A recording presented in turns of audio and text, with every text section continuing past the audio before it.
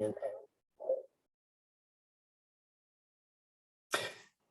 All right, so let me do a little screen share here. Let's see.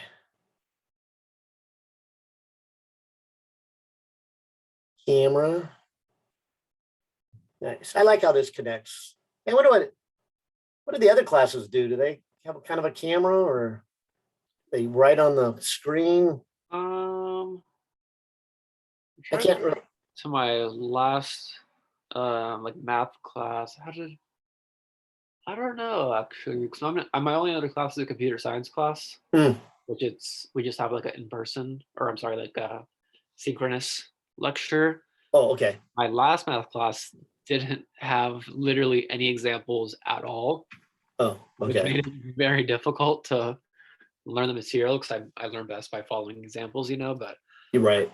Yeah. yeah, I don't know. I can't think of any how they did it. Okay. Yeah, I was wondering. I've seen other people, other teachers do. Some of them they can write on the screen, the pen. They have like an iPad. That's actually kind of nice. Other ones write with the mouse, and they've actually gotten pretty good. I can't do that. That's Yeah, like how do they? I go so slow with that. Yeah, and so they write. They actually was pretty good, but it was still you could tell they were writing with a mouse.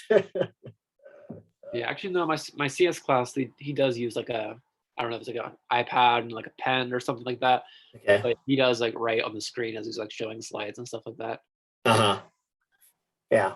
I like your way. Oh. It's definitely nice to see like a video of it being like solved on paper. Yeah, for me, I thought it was the easiest way because, it's really it's what I would do if I was, face to face with you guys. I'd be working on the whiteboard or a piece of paper at a desk. And so I go, well, that's kind of the easiest way. So let me just get a camera. And then we first went online, I learned that my iPhone could, directly connect with Zoom. And I said, that's perfect. All I got to do is share my screen and it's perfect. And it can record too. So, anyway. All right. Well, all right. Good chit chatting with you, but I'll dive right in. So, let's me adjust my screen here, or my second screen, so I can go back to what are we trying to do here? 46 is your question. Let's see, where are we last time? Oh, yeah, we were doing like 16. Okay, before the break. So, one page down, here it is. So, number 46, it says a 0.2 kilogram metal rod carrying a current of 10 amps glides on two horizontal rails a half a meter apart. Oh, this sounds like a railgun.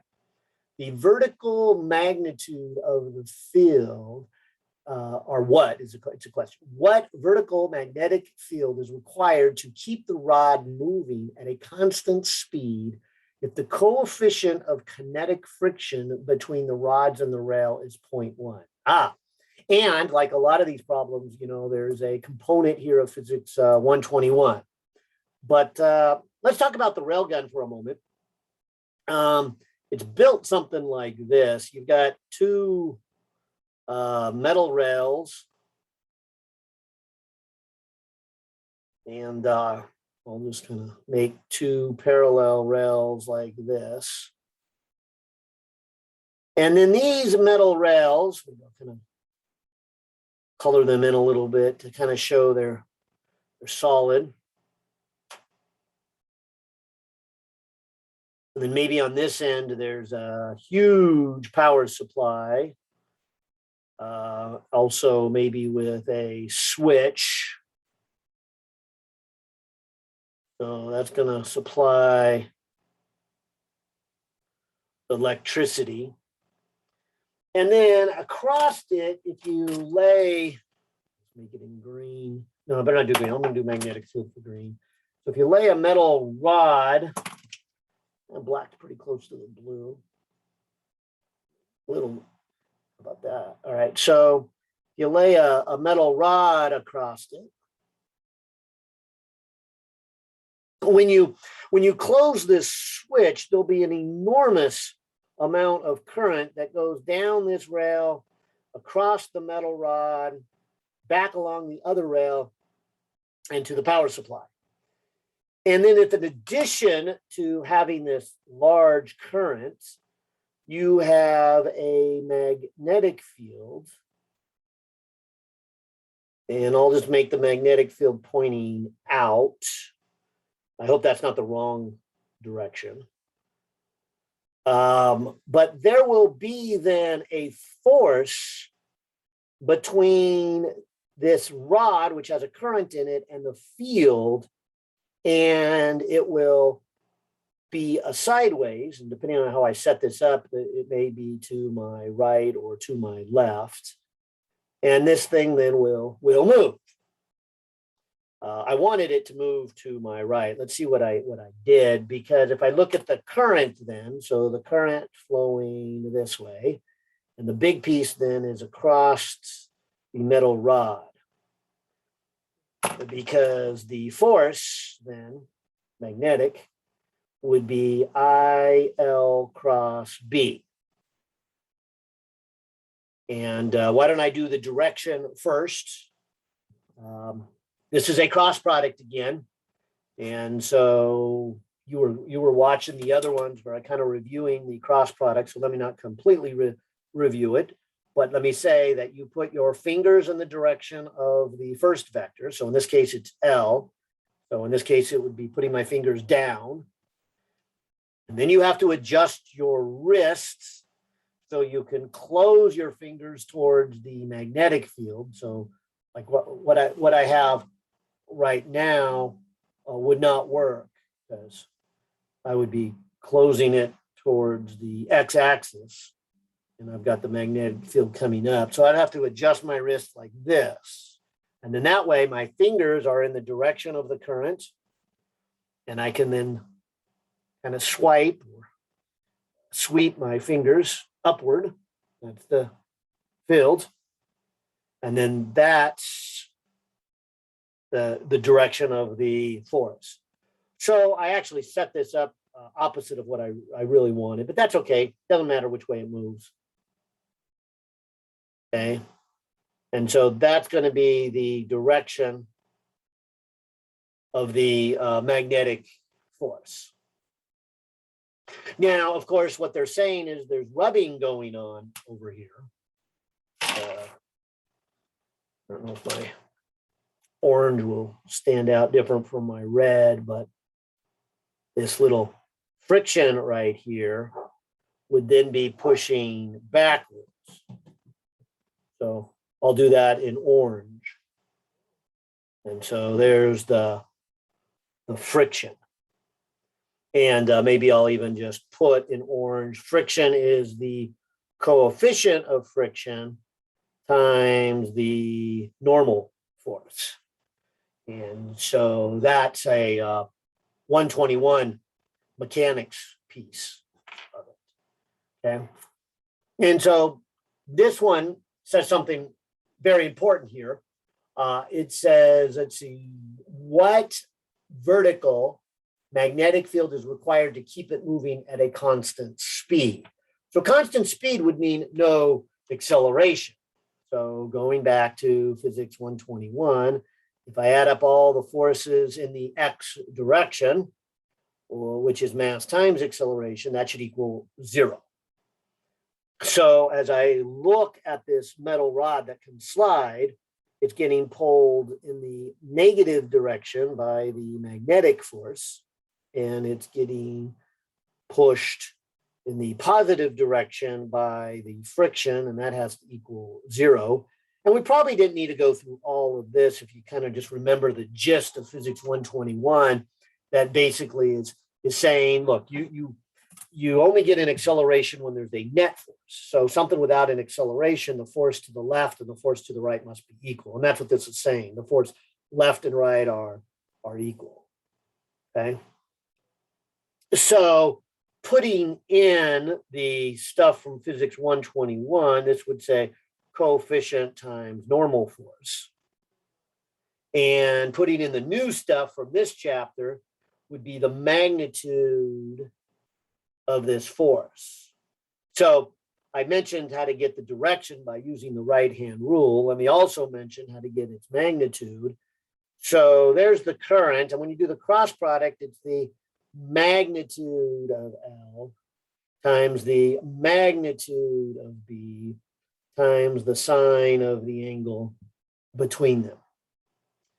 And I'll start with the angle between them because the way we set it up is the current in my picture is going down. And if we would have changed the direction of the battery, the current would go up.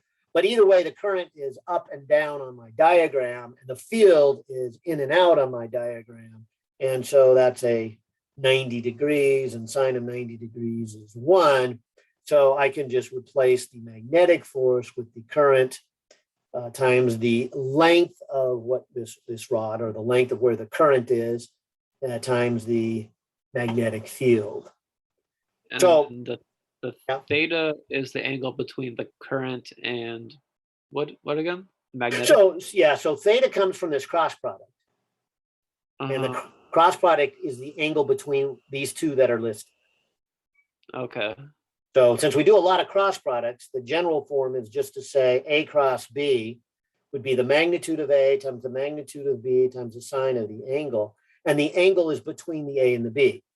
Because a lot of problems have a bunch of different angles going on. And I'm sorry, remind me what L is one more time. I'm blanking on it. Oh, so L is the direction of the currents. Oh, okay. So yeah, it's written kind of funny. I think it would be written better if they put the vector over the I, but they don't, because there is a direction to the current. And when you're talking about a metal rod, well, what direction is it? It's clearly either down or up. Which is it? And so it's defined as the direction of the current. So it's like, okay, well, why don't you put that on the on the top of the current? So, but there is a good reason. Let me not go into now. There is a good reason for not doing that. So anyway, anytime you ever see a cross product, you will also, when you calculate its magnitude, see the sine of the angle, and the angle will be the angle between. Okay. Okay. So, and some problems like have two other things going on, and so that can be a little confusing. I think. Were you here this morning at the first one? I think you were at. Not the 10 a.m. one. Oh, No. okay. Okay. So at 56 this morning, I didn't point it out. I probably should have. There were two angles involved. There was an angle involving the current in the magnetic field, but there was also an angle. The problem has like a current rod that swings over from the vertical, and so there's also that angle. And you could easily mix those two. So because of the angle that it swung over wasn't given, and you were asked to find it. But the way they set it up, the angle between the L and the B was 90 degrees. That was very obvious. So one of the angles you needed to put sine of 90, and the other one was unknown, and you had to find it. But if you're not careful, you might think those two angles were the same, and that would change the way you solve the problem. All right.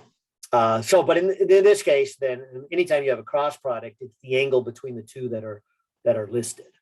So in this chapter, you're seeing V cross B and L cross B.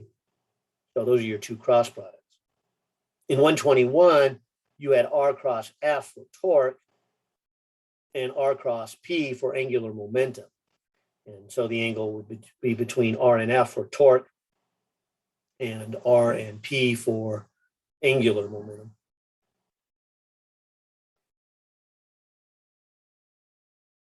So 1, 2, 3. You guys have seen 4 cross products so far. Is that it? All I can think of at the moment.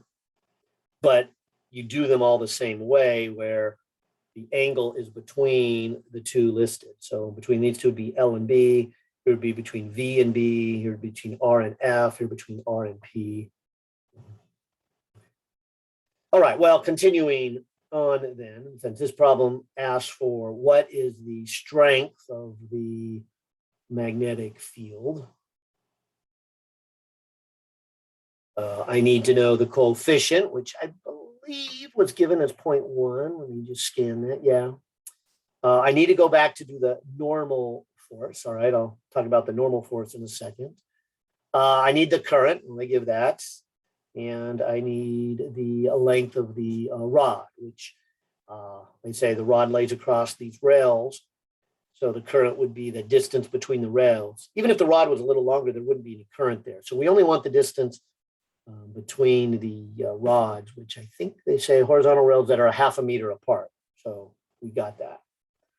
Now, before I start putting some numbers in there, I guess I should maybe do kind of a sideways view. So if you imagine picking this up and turning it, here would be the rail, and the rod may be sitting on top here, because pushing up would be the normal force and pushing down would be its weight. And since the metal rod doesn't go upward or downward, we can say that the sum of the forces in the vertical direction in this picture is 0. And so the normal force pushing up is equal to the weight pushing down. So this is one of those easier cases where the normal force is equal to the weight. I think I tried to warn you guys last time, or in 121, that you got to work through this, because the normal force does not always equal the weight. In the easy cases, it does. And this is one of those. So using, again, some information from 121, I can then replace normal force with weight and now get an answer. And since I'd like to work with the units, let me give myself quite a bit of space, and I'll go on to another page here. Because the coefficient is just a number, 0.1. There's no units with it. The mass, what's the mass? 0.2, I'll put the units over here, kilograms. So there's the mass. G is 9.8 meters per second squared. The current is 10 amps. Now, an amp is a coulomb per second. So let me write an amp as a coulomb per second here. And the length, and of course, we got to be careful what length we're talking about, but as I was pointing out, it's the length of this rod. I'm trying to get the force on this rod. So that's the 0.5 meter between the two rails where the current would be flowing across here. So that's what I'm going to put a half, and the unit would be a meter. Okay. So I'll do the number in a second. But if you look at this, this could be written as then a Newton per Coulomb per, and then if I put those together, meter per second, and that was the definition of a Tesla. Tesla is the force you would get. You get 1 Newton of force if you had 1 Coulomb moving at 1 meter per second. So if you had a 1 Coulomb of charge moving at 1 meter per second, there would be a 1 Newton force when you're in a 1 Tesla field. So that comes out to be a Tesla. That's good. And probably good to see. This is the first time we used units of Tesla. So I thought I'd work through the units here for you. But then as far as the number, we've got 0.1 times 0.2 times 9.8 divided by 10 divided by a half. And we're looking at 0.0392 Teslas. And Tesla's a big field. So 39.2 milliteslas is kind of the common way you might see it, because writing in milliteslas is kind of, I'll say, normal, except for big fields. Then we go to Teslas. So does that mean a rail gun shoots it the rail sideways? Oh, you know what? I was just thinking. I think I will. I had came across a nice video a couple of days ago of a railgun, and it was shooting it over Mach 7. So Jesus. yeah, and it was a test. Can't remember if it was the Army or the Navy. I think it was the Navy, because they really would like to kind of replace their weapon systems, get rid of the gunpowder. And when you shoot a metal rod at Mach 7, there is more energy just in the kinetic energy than if you packed it with high explosives. Oh my God. These are, yeah, so these, the next generation of weapons really are not going to explode. There's not going to be a chemical reaction and release of energy. You can actually deliver more energy on target just from the massive speed of it. It'll just get impaled by a giant rod instead. Yeah, that's what happens. And it just goes, I mean, it's so incredibly fast. It would just pulverize anything it hits, including a tank or the side of a ship.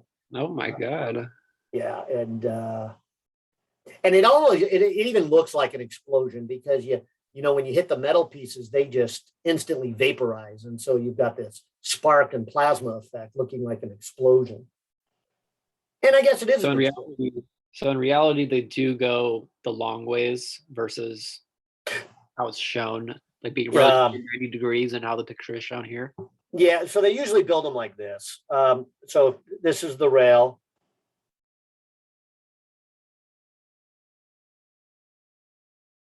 What they do is they put two rails, kind of, across,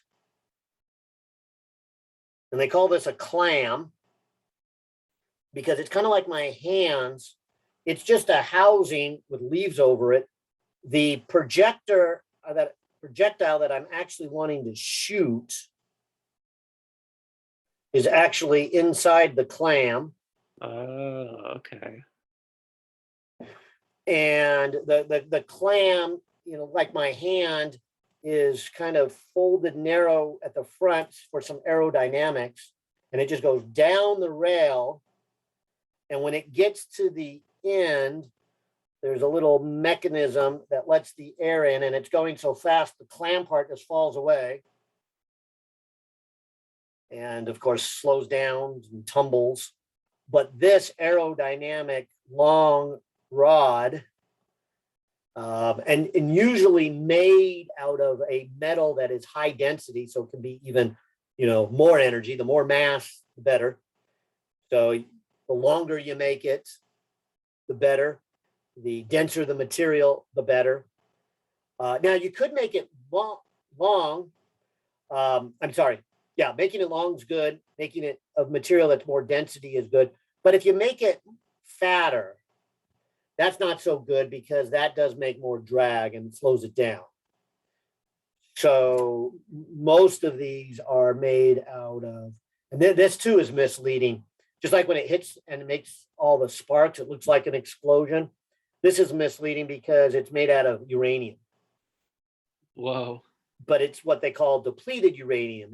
It's not the 235 uranium. You know, they separate out the 235. That's how they make atomic weapons. And then they have a lot of this extra stuff around. And uranium is extremely dense. So that's not radioactive, depleted uranium? It's not as radioactive, and it is somewhat radioactive. Oh my gosh. So it's not completely free of that, but it's at a low level that, you know, you're not attacking the enemy with any radioactivity, although it can leave the battlefield with radioactive residue. So radioactive Mach 7 pieces of metal flying. Right, Oh, right. man. So, but I think they also have been making a lot of them out of tungsten. Uh, yeah, tungsten. Tungsten's really dense, also. Really, yeah. I think tungsten is almost. Yeah, I'm not sure. I'll have to look up which is more dense, but they're both very dense and more dense than steel. So they work better than steel. Yeah, Both of them are hard to get though. But, so I think a lot of these are tested with steel and practiced with steel, and it's probably one of these things like, even ammunition. You got simple ammunition, and then you got fancy ammunition. And so depends what you're trying to do. I mean, if you're a sniper, you've got this lead bullet that's been spun and balanced, and whereas if you just have your ammunition in your sidearm of a 9mm, it's just a blob of lead, and wherever the center mass isn't exactly on center, so be it. You're not trying to shoot it over a mile at a target. But for a sniper, one shot could be a $10 bullet. oh, gee. So by the time you balance it and try to make it perfectly aerodynamic, and just the right of it. Anyways, so my guess is they're doing the same thing. That they fire these things with steel, titanium, and uranium. But I think that answers your question. Is that the way they get the perpendicular part to get the current, then falls away, and then you have the aerodynamic part of the bullet, the arrow, whatever you want to call this thing, the projectile. Mm, Yeah. that's So, super interesting. yeah, and so they've made good progress, but the one thing that's still holding it up is the amount of current that flows through here is like hundreds of thousands of amps. The problem we just did had what, 10 amps. But to get up to Mach 7, I mean, you're talking hundreds of thousands of amps. How big of like a machine would you have Yeah. to have to make that type of amperage? Yeah, and that's again why they're talking about huge power supplies. And to get that kind of power supply to go with it, you probably have to have a ship. Oh man. So this would probably be possible to mount on a ship that has a very, very high electrical powered system. So I was thinking this could be like some handheld gun or something like that. Well, that would be ideal.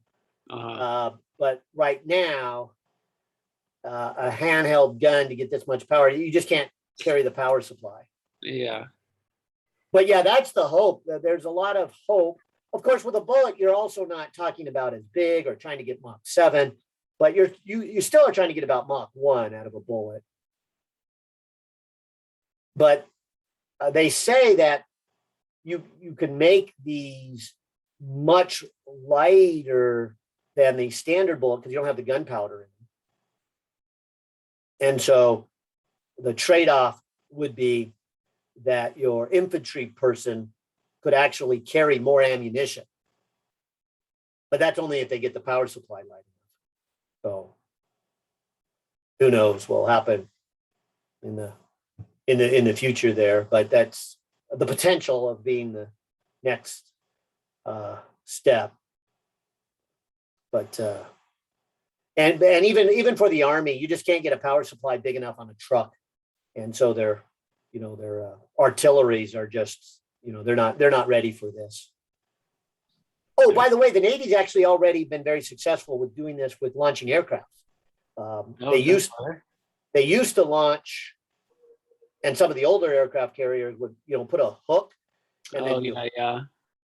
And the catapult. Yeah. The catapult at the end of the ship. Yeah, and they used to do it with steam power. So they would boil water and build up pressure and push the steam. But the newer ones, I think I think they call that the Ronald Reagan class. or maybe it's even past that. Not real sure where they are, but they've got a few now where this launch system is actually electromagnetic and That's not steam powered. man. And the reverse when they catch them, instead of catching them and having them squeeze the steam, they have them catch them and turn a turbine and make more electricity, and then slows down the plane. So the recovery system with the hooks are also electromagnetic. Well, in fact, they're the regeneration. They're really the kind of the same thing that you see on the electric cars when they put on their brakes. It's not the old school make friction and rub and stop the car. It's turn on a generator, use that motion to generate electricity, which charges up the battery. Oh, So okay. you're actually slowing down the car because you're using the kinetic motion of the wheels to generate electricity. Yeah, I've driven a Tesla like once or twice, and Hmm. when you let off the gas, it's like it feels like it's hitting the brakes for you. Like you slow down like a fair bit, honestly, just for even letting off the gas. Okay. And you notice it even more than a standard internal combustion engine?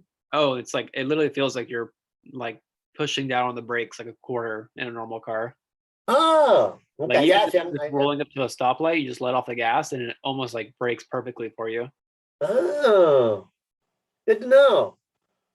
Yeah, it's like pretty significant. Uh-huh. It like slows you down when you let off the gas. Okay.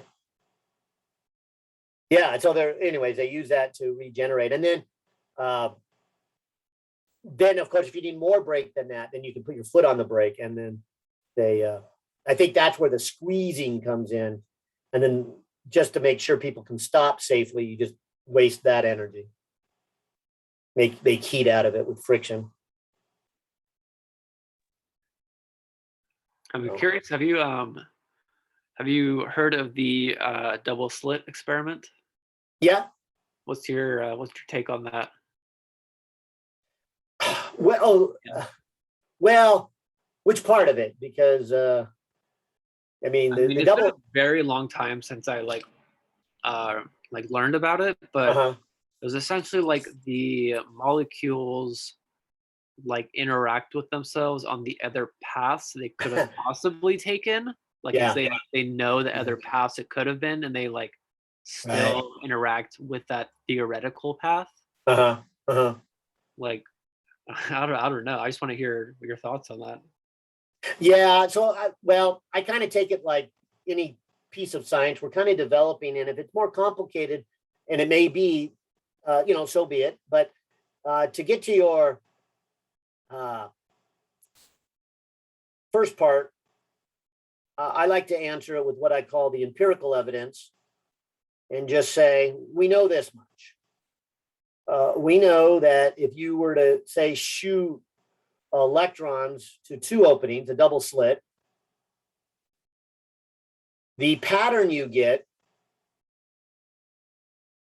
and maybe for our discussion, I won't really go into why this pattern exists, but you get a pattern that represents an interference from some going through the top hole and some going through the bottom hole. And of course, you don't have any problems with that if you have a bunch of electrons. And then if you like put something in front of the first slit to block it, the pattern changes. And the pattern changes into something that looks like the objects only go through one slit. And that makes sense. So nobody's really bothered by that. What becomes a little more interesting is what if you carefully, and it's not easy to do, but you make it so that actually only one electron every second is coming. So you really turn it down. So you truly know that there's only one electron every second coming. Maybe. Is that what we truly know? Well, okay, here's where it gets interesting. So if you have only one electron, and you leave the slit open, you don't see kind of the same pattern, at least, let me see if I can say this right. You see the same pattern in a statistical probability. So, let's say I do it and one electron goes through and it lands here. A second later, it lands here. The next one, a second later, lands here. The next one, a second later, lands here. And over a period of time, you get the same pattern as if you had all of them going at the same time. And when we had all of them going at the same time, and some of them went in the top and some of them went in the bottom, and they interfered with each other, that wasn't a problem. What really is bothering us, though, is now, how did they interfere with themselves if it's just one at a time? I mean, if it's one at a time, didn't it go through either the top or the bottom, but, not both? And didn't it just go one at a time? So we can't say that this one electron interfered with the one behind it. It was a second later, or the one in front of it. And likewise, we can't say that it interfered with the bottom part of it because it went through the top parts. So we don't know what to say. However, we do know this, and this is how I like to give the answer. We do know for sure that it behaves this way. And so the best answer we have is to say that there is definitely an interference. Maybe that means that the electron is far more complicated than we give it credit for. It's not like a single baseball. It's not like a single blob. It doesn't just go through the top. Maybe you could think of it more like a water droplet, so that what happens is it possibly could have part of it go through the top and part of it go through the bottom, and therefore interfere with itself. So it's not a surprise. Although that's a little bothersome because we've never been able to split an electron into two pieces. And that's kind of the way we accept our known quantum mechanics, that an electron is not a single point object. It's more of a blob. We call it a wave. It spreads out. It's sort of like if you put water in a bathtub and dropped something in it, and the waves would shake on top. The waves don't just contain themselves to where you dropped the object to make the waves. They do spread out. They spread out in all the places possible. So they spread out on the surface of the whole bathtub. They don't spread out to, let's say, the toilet or the sink. They can't do that. Well, they're blocked from that one. If you made a bigger bathtub or a smaller bathtub, they would spread out whatever the size of the bathtub is. And so that's probably the best view of the electron, that it is not a single blob. It is more of a wave pattern, and it will spread out on whatever is available. So if you have both holes open, it is available. It'll go through both and therefore interfere. If you block a hole, well, then the bottom one's not available. So it will only go through the top one for sure. And then you'll get a different pattern, like it has just one with no interference. And that's what happens. It's still a little bothersome, and very bothersome if your model of the electron is always a point, like a baseball. It just, you're looking at it, well, no, it must have gone top or bottom. But that's where it becomes less mysterious when you stop thinking of the electron as a baseball and thinking of it as what we call a wave, a material wave. This is why we call it wave mechanics or quantum mechanics, because these little particles seem to be behaving more like a big cluster of waves. And so my analogy is kind of that surface of the bathtub. So, Yeah, it's just such a crazy concept. It almost seems like it's one single particle is almost bumping into a separate possible path it could have taken. But I mean, that seems like one, possible theory. Or I don't know. Yeah. And so that's how some people interpret it, that it actually, is the sum of the possible paths taken. But I think when they use that word possible path taken, they do it to kind of hold on to the notion that the electron is still collectively one object and can't split into two. But I kind of like the bathtub model. Mhm. If I were to, take the whole bathtub and maybe put a divider in it, then when I make the waves, they would only be in one half of the bathtub. But if I put, kind of a gap in that divider or remove the divider, then the waves spread out over the whole thing. So in my mind, I like to just say, no, the electron actually went through both, and it always will. It's not one solid blob. It can kind of fan out like waves on the surface of a bathtub. However, if you block it so it can't fan out, okay, so then it'll go through just one hole, and so you'll get a pattern that looks like one hole. You've blocked it. You've changed the possible pattern of the wave that the electron can have, Even as well as crazy changing the. concepts, like how one single electron take both split up like that, you know? Well, there it is. Do you remember how far apart the two slits were separated? Oh, they're not far. Yeah, Like no, centimeters, micrometers. nanometers. Oh, okay. Maybe as much as micro. Okay. Mhm. That makes it a little bit more understandable then. I was thinking Yeah. inches apart, and that one Mhm. electron would be able to separate inches. That would be a little more mind-boggling. Mhm, mhm. Yeah. So no, and so because of that, they, I guess I just kind of imagine if you kind of hit this with a water balloon, it would kind of squeeze around, some over the top, some over the bottom. Okay. And so again, you just, if your model is always this kind of baseball or rock, uh, it doesn't work well. But when you start giving it some kind of fluidness and wave effect, it's a little bit more understandable. Not to say we completely understand it either, so it's still kind of weird. But Yeah. We'll have to start getting ready for work. Do you mind if I give you like one more question, then I can come back after you post it and watch?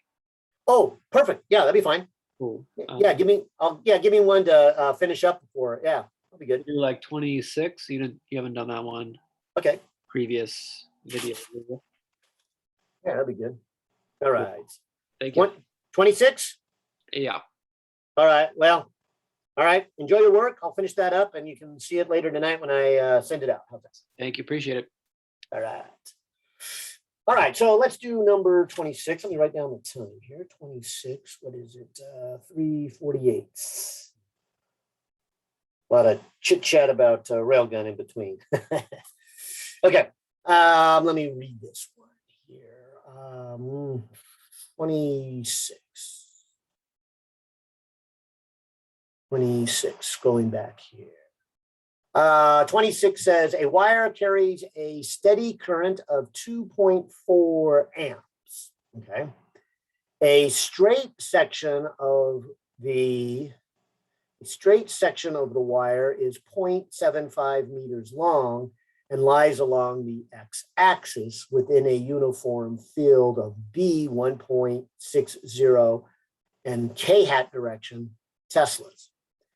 If the current is in the plus x direction, what is the magnetic force on this section of wire?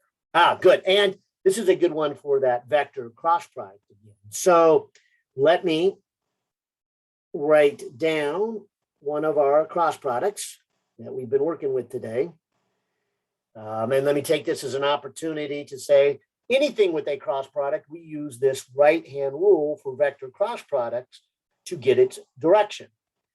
And then, of course, we use that other formula for the direction. So maybe over here, I'll put the other cross products we have in this course so far. We'll get more.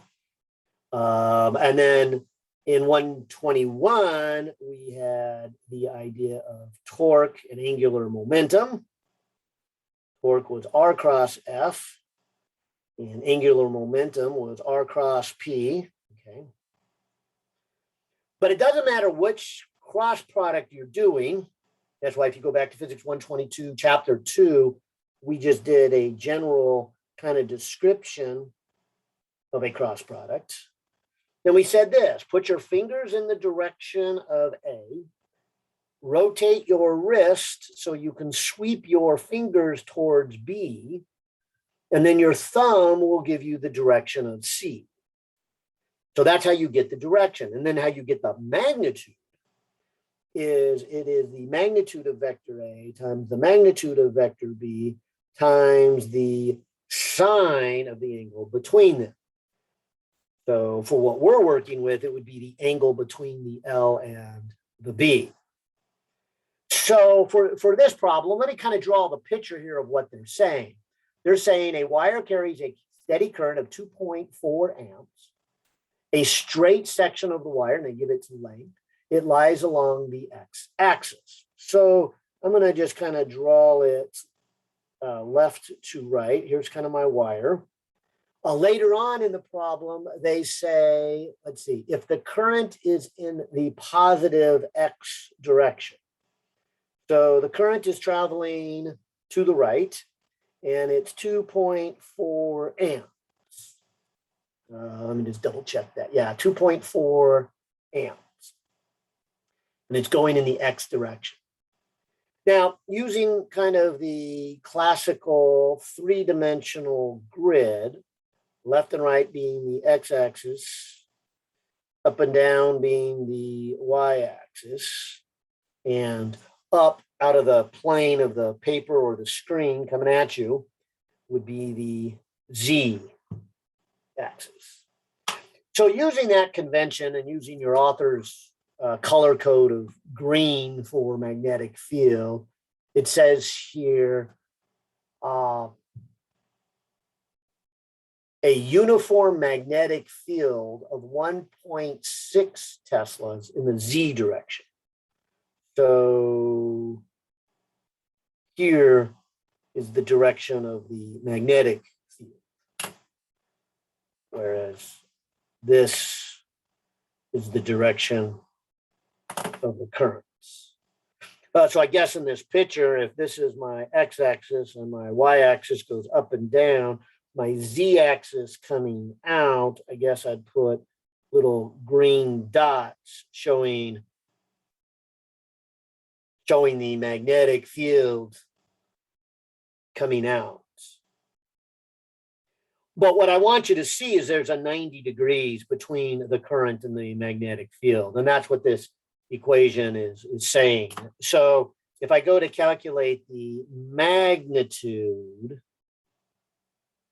so using this cross product here, it would be the current times the length times the B times the sine of the angle between them. And I think all these numbers were given here in 26. Let's see, the current is 2.4 amps, good. The length of it, let's see, length. 3/4 of a meter, 0.75 meters for the length. The strength of the field is the 1.6 Tesla. And then that important piece was that the angle, the sine of 90 degrees.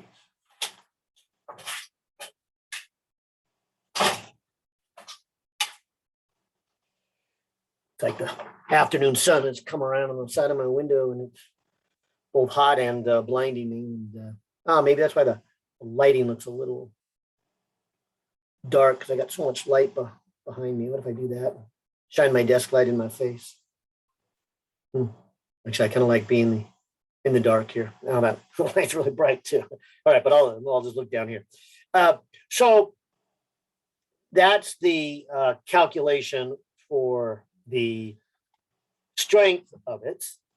And let me do the number, 2.4 times 0.75 times 1.6. And so it's 2.88. And I suppose I should do some units here. It's kind of new to you with the Tesla. So let me put what an amp is. An amp is a coulomb per second. And of course, I'll just leave the meter alone. And the definition of a Tesla is the amount of force, 1 Newton, you get when you take 1 coulomb of charge moving at 1 meter per second. So in other words, a 1 coulomb of charge moving at 1 meter per second in a field strength of 1 Tesla is equal to 1 Newton of force. And then, of course, you can begin to see that coulombs would cancel, seconds would cancel, meters would cancel, and as it should, the force comes out to be newtons. So that, I think, was the question, because it says, what is the it says, what is the magnetic force on the section of wire? So I have found the magnitude of it. Now let me get into direction.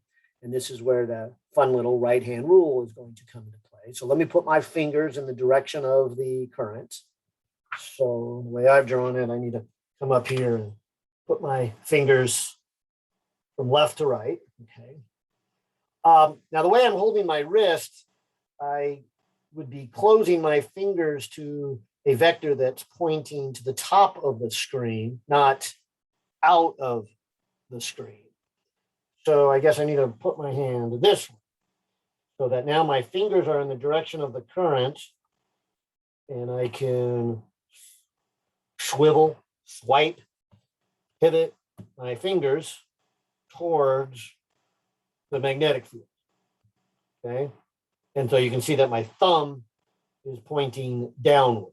All right. And no, that would be the direction of the cross. So that means L cross B is down. Now technically I'm not done because I have to multiply by one more number out in front, but that number is the magnitude of the current. So that's always positive. So once I figure out what L cross B, the direction won't change when I multiply it by a positive number. It's not quite like the other one that we got to be careful about. If we do V cross B for a charge that's moving in a magnetic field instead of a current in a magnetic field. But if we do a charge moving in a magnetic field, once we do V cross B, we've got to be careful about the charge. We've got to multiply it by that charge.